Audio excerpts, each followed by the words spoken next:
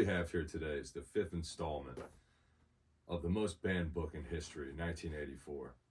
The first four chapters have essentially been about Winston, a man who is essentially a slave to his job in a dystopian future where he's attempting to find his memories because they've been vaporized, and that's really the terminology they use in the book. So here we have Chapter 5, 1984. Okay. In the low-ceilinged canteen, deep underground, the lunch queue jerked slowly forward. The room was already very full and deafeningly noisy. From the grill at the counter, the steam of the stew came pouring forth with a sour metallic smell, which did not quite overcome the fumes of Victory Gin. On the far side of the room, there was a small bar, a mere hole in the wall, where gin could be bought at 10 cents the large nip. "Just the man I was looking for," said a voice at Winston's back. He turned around. It was his friend Syme, who worked in the research department.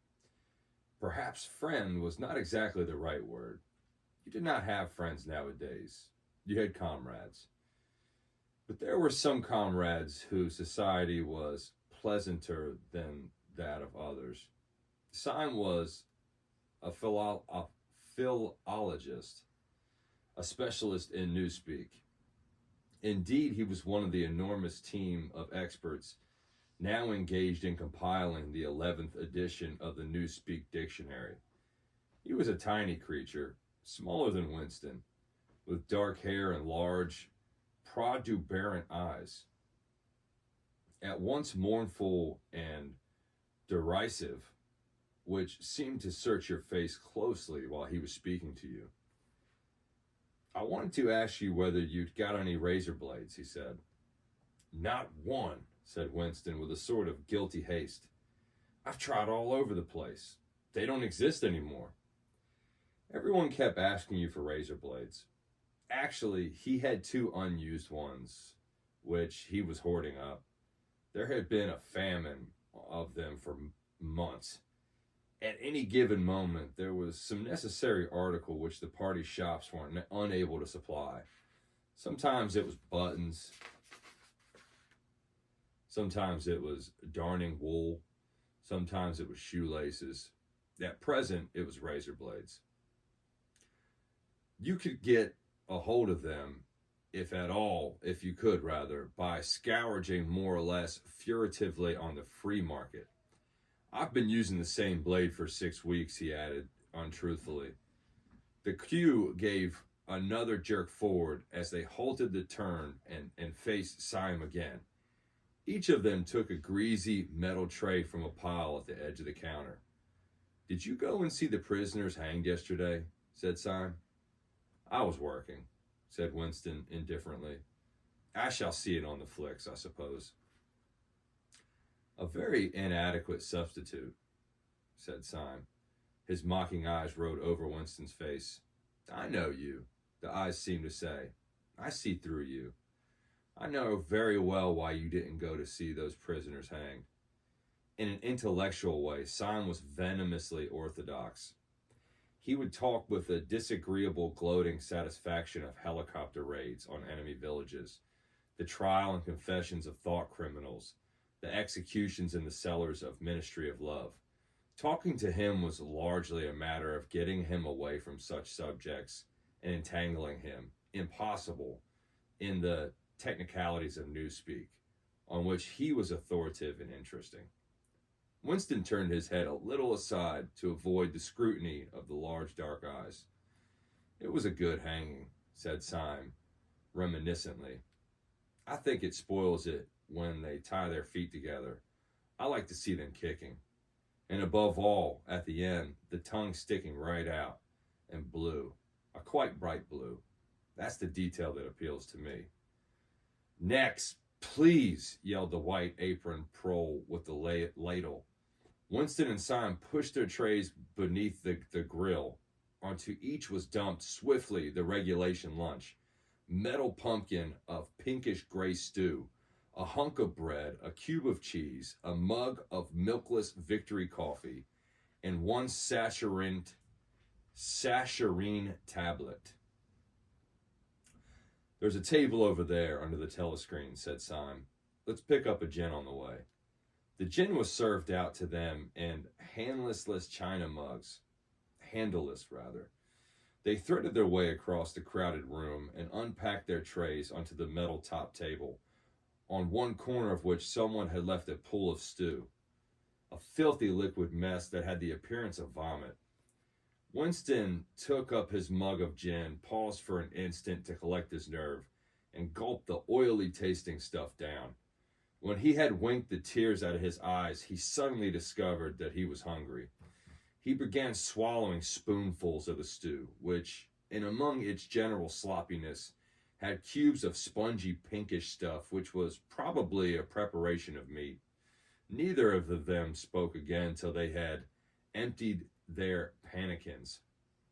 From the table at Winston's left, a little behind his back, someone was talking rapidly and continuously. A harsh gabble, almost like the quacking of a duck, which pierced the general uproar of the room. "How is the dictionary getting on?" said Winston, raising his voice to overcome the noise. "Slowly," said Syme. "I'm on the objectives. It's fascinating." He had brightened up immediately at the mention of newspeak. He pushed his pannikin aside, took up his hunk of bread in one delicate hand and his cheese in the other, and leaned across the table so as to be able to speak without shouting. "The 11th edition is the definitive edition," he said. "We're getting the language into its final shape, the shape it's going to have when nobody speaks anything else.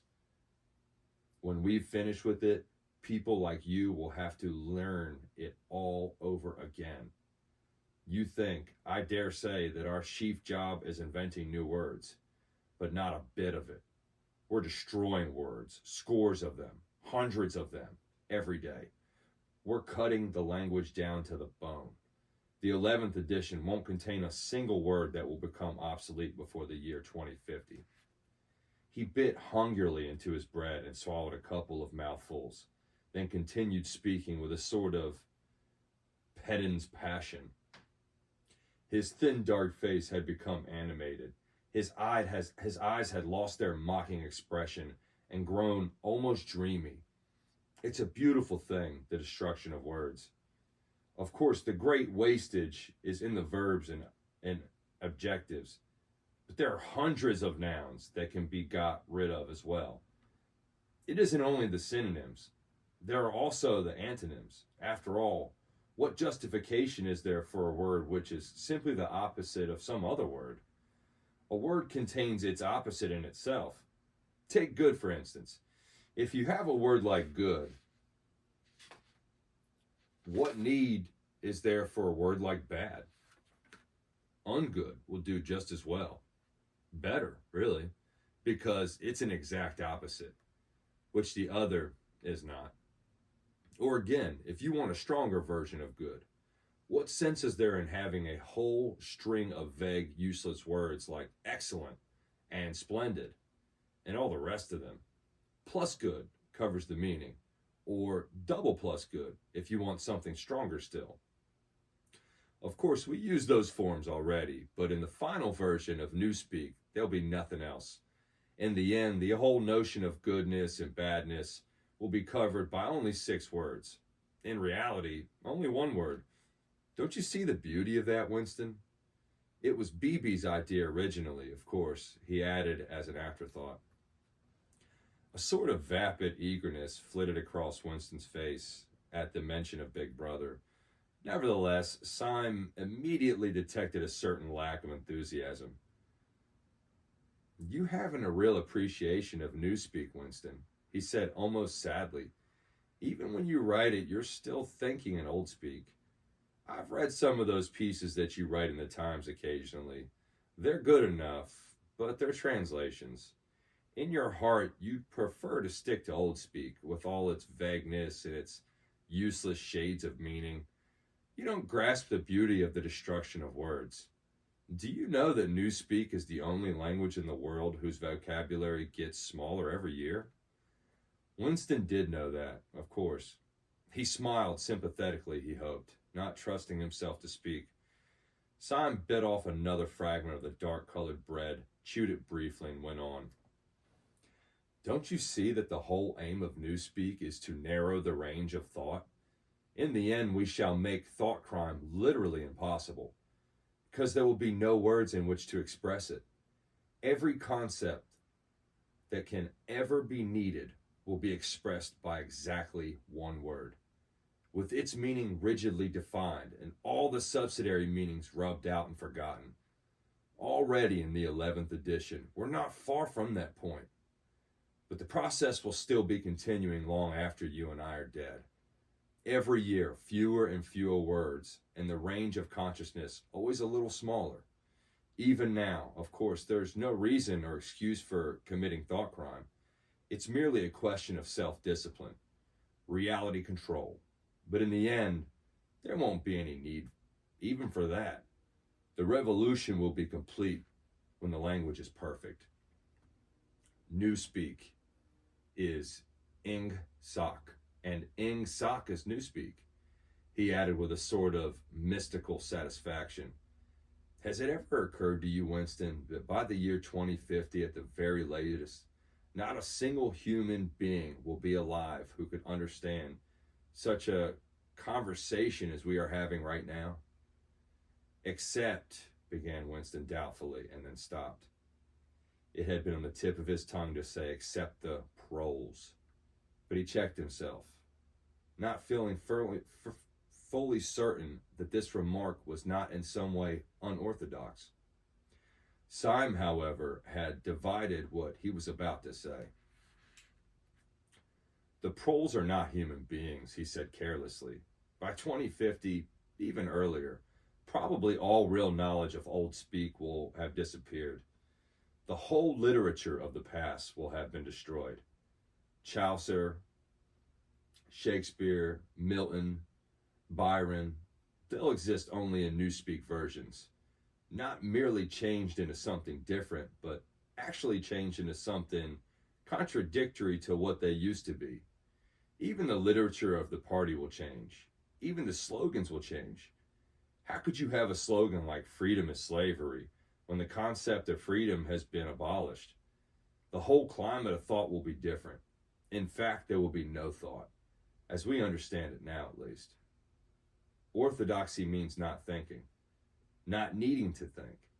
Orthodoxy is unconsciousness. One of these days, thought Winston, with sudden deep conviction, Syme will be vaporized.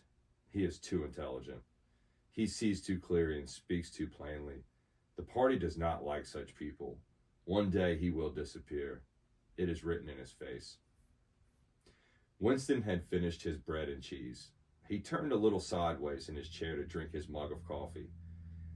At the table on his left, the man with the strident voice was still talking remorselessly away. A young woman who was perhaps his secretary and who was sitting with her back to Winston was listening to him and seemed to be eagerly agreeing with everything that he said. From time to time, Winston caught some such remark as, "I think you're so right. I do so agree with you," uttered in a voice thoughtful and rather silly feminine. But the other voice never stopped, not for an instant, even when the girl was speaking. Winston knew the man by sight, though he knew no more about him than the fact that he held some important post in the fiction department.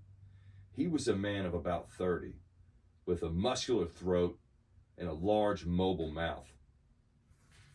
His head was thrown back a little, and because of the angle at which he was sitting, his spectacles caught the light and presented to Winston two blank discs instead of eyes.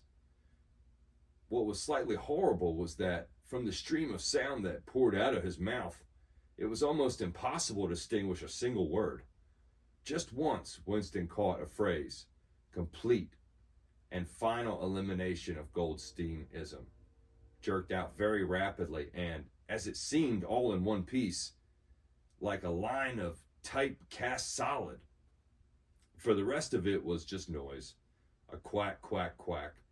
And yet, though you could not actually hear what the man was saying, you could not be in any doubts about its general nature. He might be denouncing Goldstein and demanding sterner measures against thought criminals and saboteurs. He might be fulminating against the atrocytes of the Eurasian army. He might be praising Big Brother or the heroes of the Malabar Front. It made no difference. Whatever it was, you could be certain that every word of it was pure orthodoxy, pure ing sak. As he watched the eyeless face with the jaw moving rapidly up and down, Winston had a curious feeling that this was not a real human being, but some kind of dummy. It was not the man's brain that was speaking. It was his larynx. The stuff that was coming out of him consisted of words, but it was not speech in the true sense. It was a noise uttered in unconsciousness, like the quacking of a duck. Syme had fallen silent for a moment, and with the handle of his spoon was tracing patterns in the puddle of stew. The voice from the other table quacked rapidly on, easily audible in spite of the surrounding din. "There is a word in newspeak," said Syme. "I don't know whether you know it. Duck speak, to quack like a duck. It is one of those interesting words that have two contradictory meanings. Applied to an opponent, it is abuse. Applied to someone you agree with, it is praise." Unquestionably, Syme will be vaporized, Winston thought again. He thought it with a kind of sadness, although well knowing that Syme despised him and slightly disliked him, and was fully capable of denouncing him as a thought criminal if he saw any reason for doing so. There was something subtly wrong with Syme. There was something that he lacked. Discretion, aloofness, a sort of saving stupidity. You could not say that he was unorthodox. He believed in the principles of Ingsoc. He venerated Big Brother. He rejoiced over victories. He hated heretics, not merely with sincerity, but with a sort of restless zeal, an up-to-dateness of information which the ordinary party member did not approach. Yet a faint air of disrespectability always clung to him. He said things that would have been better unsaid. He read too many books. He frequented the Chestnut Tree Cafe, haunt of painters and musicians. There was no law, not even an unwritten law, against frequenting the Chestnut Tree Cafe. Yet the place was somehow ill-omened. The old, discredited leaders of the party had been used to gather there before they were finally purged. Goldstein himself, it was said, had sometimes been seen there years and decades ago. Syme's fate was no difficult one to foresee. And yet, it was a fact that if Syme grasped, even for 3 seconds, the nature of Winston's secret opinions, he would betray him instantly to the thought police. So would anyone else, for that matter, but Syme more than most. Zeal was not enough. Orthodoxy was unconsciousness. Syme looked up. "Here comes Parsons," he said. Something in the tone of his voice seemed to add, "that bloody fool." Parsons, Winston's fellow tenant at Victory Mansions, was in fact threading his way across the room. A tubby, middle-sized man with fair hair and frog-like face. At 35, he was already putting on rolls of fat at neck and waistline, but his movements were brisk and boyish. His whole appearance was that of a little boy grown large. So much so that, although he was wearing the regulation overalls, it was almost impossible not to think of him as being dressed in the blue shorts, gray shirt, and red neckerchief of the spies. In visualizing him, one saw always a picture of dim-lit knees and sleeves rolled back from pudgy forearms. Parsons did indeed invariably revert to shorts when a community hike or any other physical activity gave him an excuse for doing so. He greeted them both with a cheery, "Hello, hello," and sat down at the table, giving off an intense smell of sweat. Beads of moisture stood all over his pink face. His powers of sweating were extraordinary. At the community center, you could always tell when he had been playing table tennis by the dampness of the bat handle. Simon had produced a strip of paper on which there was a long column of words and was studying it with an ink pencil between his fingers. "Look at him, working away at his lunch hour," said Parsons, nudging Winston. "Finesse, huh? What's that you've got there, old boy? Something a bit too brainy?" "For me, I expect, Smith, old boy. I tell you, why I'm chasing you, it's that sub you forgot to give me." "Which sub is that?" said Winston, automatically feeling for money. About a quarter of one's salary had to be earmarked for voluntary subscriptions, which were so numerous that it was difficult to keep track of them. "For Hate Week, you know, the house-by-house fund. I'm treasurer for our block. We're making an all-out effort, going to put on a tremendous show. I tell you, it won't be my fault if Old Victory Mansions doesn't have the biggest outfit of flags on the whole street. $2 you promised me." Winston found and handed over 2 creased and filthy notes, which Parsons entered in a small notebook in the neat handwriting of the illiterature. "By the way, old boy," he said, "I hear that little beggar of mine let fly at you with the catapult yesterday.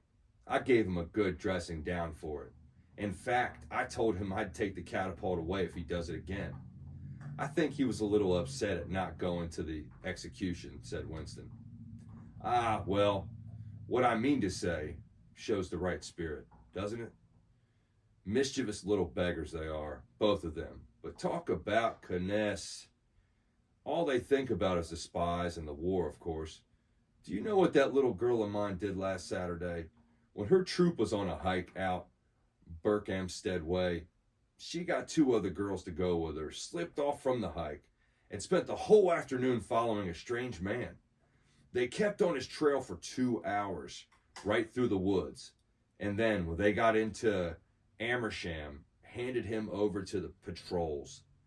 "What did they do for that?" said Winston, somewhat taken back. Parsons went on triumphantly. "My kid made sure he was some kind of enemy agent.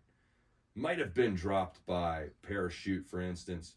But here's the point, old boy. What do you think put her onto him in the first place? She spotted he was wearing a funny kind of shoe. Okay? Said she'd never seen anyone wearing shoes like that. So the chances were he was a foreigner. Pretty smart for a nipper of 7, huh?" "What happened to the man?" said Winston. "Ah, that I couldn't say, of course. But I wouldn't be altogether surprised if—" Parsons made the motion of aiming a rifle and clicked his tongue for the explosion. "Good," said Syme, abstractedly, without looking up from his strip of paper. "Of course, we can't afford to take chances," agreed Winston, dutifully. "What I mean to say, there is a war on," said Parsons. As though in confirmation of this, a trumpet call floated from the telescreen just above their heads. However, it was not the proclamation of a military victory this time, but merely an announcement from the Ministry of Plenty. "Comrades," cried an eager, youthful voice. "Attention, comrades. We have glorious news for you. We have won the battle for production. Returns now completed of the output of the classes of consumption goods show that the standard of living has risen by no less than 20% over the past year. All over Oceania this morning there were irrepressible, spontaneous demonstrations when workers marched out of their factories and offices and paraded through the streets, and banners and voices their gratitude to Big Brother for the new happy life which his wise leader has bestowed upon us. Here are some of the completed figures. Foodstuffs." The phrase, "our new happy life," reoccurred several times. It had been a favorite of late with the Ministry of Plenty. Parsons, his attentions caught by the trumpet call, sat listening with a sort of gaping solemnity, a sort of edified boredom. He could not follow the figures, but he was aware that they were in some way a cause for satisfaction. He had lugged out a huge and filthy pipe, which was already half full of charred tobacco. With the tobacco ration at 100 grams a week, it was seldom possible to fill a pipe up to the top. Winston was smoking a Victory cigarette, which he held carefully horizontal. The new ration did not start till tomorrow, and he had only 4 cigarettes left. For the moment, he had shut his ears to the remoter noises and was listening to the stuff that streamed out of the telescreen. It appeared that there had even been demonstrations to thank Big Brother for raising the chocolate ration to 20 grams a week. And only yesterday, he reflected, it had been announced that the ration was to be reduced to 20 grams a week. Was it possible that they could swallow that after only 24 hours? Yes, they swallowed it. Parsons swallowed it easily, with the stupidity of an animal. The eyeless creature at the other table swallowed it fanatically, passionately, with a furious desire to track down, denounce, and vaporize anyone who should suggest that last week the ration had been 30 grams. Syme, too, in some more complex way, involving doublethink, Syme swallowed it. Was he, then, alone in the possession of a memory? The fabulous statistics continued to pour out of the telescreen. As compared with last year, there was more food, more clothes, more houses, more furniture, more cooking, pots, more fuel, ships, helicopters, books, more babies, more everything, except disease, except for crime, except for insanity. Year by year, minute by minute, everybody and everything was whizzing rapidly upwards, as Syme had done earlier. Winston had taken up his spoon and was dabbling in the pale-colored gravy that dribbled across the table, drawing a long streak out of it onto a pattern. He meditated, resentfully, on the physical texture of life. Had it always been like this? Had food always tasted like this? He looked around the canteen, a low-ceilinged crowded room, its walls grimy from the contact of innumerable bodies. Battered metal tables and chairs placed so close together that you sat with elbows touching. Bent spoons, dented trays, coarse white mugs, all surfaces greasy, grime in every crack, and a sourish composite smell of bad gin and bad coffee, and metallic stew and dirty clothes. Always in your stomach and in your skin there was a sort of protest, a feeling that you had been cheated of something that you had a right to. It was true that he had no memories of anything greatly different.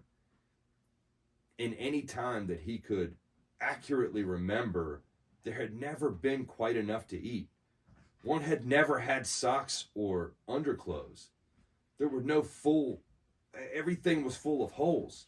Furniture had always been battered and rickety. Rooms underheated. Tube trains crowded. Houses falling to pieces. Bread dark colored. Tea rarity. Coffee filthy tasting. Cigarettes insignificant and insufficient. Nothing cheap and plentiful except synthetic gin. And though, of course, it grew worse as one's body aged, was it not a sign that this was not the natural order of things? If one's heart sickened at the discomfort and dirt and scarcity, the interminable winters, the stickiness of one's socks, the lifts that never worked, the cold water, the gritty soap, the cigarettes that came to pieces, the food with the strange evil taste. Why should one feel it to be intolerable unless one had some kind of ancestral memory that things had once been different? He looked around the canteen again. Nearly everyone was ugly and would still have been ugly if dressed otherwise than in the uniform blue overalls. On the far side of the room, sitting at a table alone, a small, curiously beetle-like man was drinking a cup of coffee, his little eyes darting suspicious glances from side to side. How easy it was, thought Winston, if you did not look about you to believe that the physical type set up by the party as an ideal, tall, muscular youths and deep bosom maidens, blonde-haired, vital, sunburnt, carefree, existed and even predominated. Actually, so far as he could judge, the majority of people in Airstrip 1 were small, dark, and ill-favored. It was curious how that beetle-like type proliferated in the ministries. Little dumpy men, growing stout very early in life, with short legs, swift, cuddling movements, and fat, inscrutable faces with very small eyes. It was the type that seemed to flourish best under the dominion of the party. The announcement from the Ministry of Plenty ended on another trumpet call and gave way to tiny music. Parsons, stirred to vague enthusiasm by the bombardment of figures, took his pipe out of his mouth. The Ministry of Plenty's certainty done a good job this year, he said with a knowing shake of his head. By the way, Smith, old boy, I suppose you haven't got any razor blades you can let me have. Not one, said Winston. I've been using the same blade for 6 weeks myself. Ah, well, just thought I'd ask you, old boy. Sorry, said Winston. The quacking voice from the next table, temporarily silenced during the ministry's announcement, had started up again, as loud as ever. For some reason, Winston suddenly found himself thinking of Miss Parsons, with her wispy hair and the dust and the crease of her face. Within 2 years, those children would be denouncing her to the thought police. Miss Parsons would be vaporized. Simon would be vaporized. Winston would be vaporized. O'Brien would be vaporized. Parsons, on the other hand, would never be vaporized. The eyeless creature with the quacking voice would never be vaporized.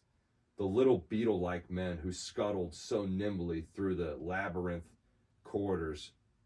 labyrinthian corridors of the ministries, they too would never be vaporized. And the girl with dark hair, the girl from the fiction department, she would never be vaporized.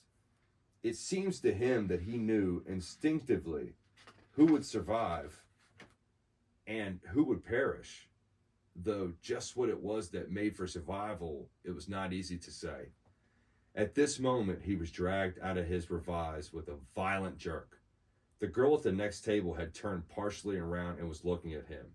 It was the girl with dark hair. She was looking at him in a sidelong way, but with curious intensity. The instant that she caught his eyes, she looked away again. The sweat started out of Winston's backbone. A horrible pang of terror went through him. It was gone almost at once, but it left a sort of nagging uneasiness behind. Why was she watching him? Why did she keep following him about? Unfortunately, he could not remember whether she had already been at this table when he arrived, or he had come there afterwards. But yesterday, at any rate, during the 2 minutes of hate, she had sat immediately behind him when there was no apparent need to do so. Quite likely her real object had been to listen to him and make sure whether he was shouting loudly enough. His earlier thought returned to him. Probably she was not actually a member of the thought police. But then it was precisely the amateur spy who was the greatest danger of all. He did not know how long she had been looking at him, but perhaps for as much as 5 minutes, and it was possible that his features had not been perfectly under control. It was terribly dangerous to let your thoughts wander when you were in any public place or within range of a telescreen. The smallest thing could give you away. A nervous tic, an unconscious look of anxiety, a habit of muttering to yourself, anything that carried with it the suggestion of abnormality, of having something to hide. In any case, to wear an improper expression on your face, to look incredulous when a victory was announced, for example, was itself a punishable offense. There was even a word for it in newspeak. Face crime, it was called. The girl had turned her back on him again. Perhaps, after all, she was not really following him about. Perhaps it was coincidence that she had sat so close to him for 2 days running. His cigarette had gone out, and he laid it carefully on the edge of the table. He would finish smoking it after work, if he could keep the tobacco in it. Quite likely the person on the next table was a spy of the thought police, and quite likely he would be in the cellars of the Ministry of Love within 3 days. but a cigarette end was not to be wasted. Syme had folded up his strip of paper and stowed it away in his pocket. Parsons had begun talking again. "Did I ever tell you, old boy," he said, chuckling round the stem of his pipe, "about the time when those two nippers of mine set fire to the old market woman's skirt because they saw her wrapping up sausages in a poster of BB? Sneaked up behind her and set fire to it with a box of matches. Burned her quite badly, I believe. Little beggars, huh? Gotta keep the mustard. That's a first-rate training they give them in the spies nowadays. Better than in my day, even. What do you think the latest thing they've served them out with? Ear trumpets for listening through keyholes? My little girl brought one home the other day, tried it out in our sitting room, and reckoned she could hear twice as much as with her ear in a hole by itself. Of course, it's only a toy, mind you. Still gives them the right idea, though, huh?" At this moment, the telescreen let out a piercing whistle. It was the signal to return to work. All three men sprang to their feet to join in the struggle round the lifts, and the remaining tobacco fell out of Winston's cigarette. Man, incredible.